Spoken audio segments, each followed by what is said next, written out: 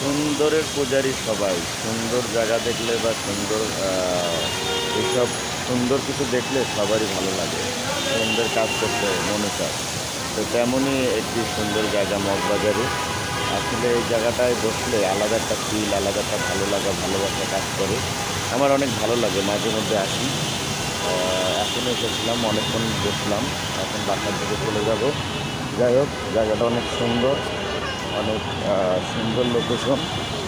মগবাজার এর সাথেই মগবাজার মোড়ে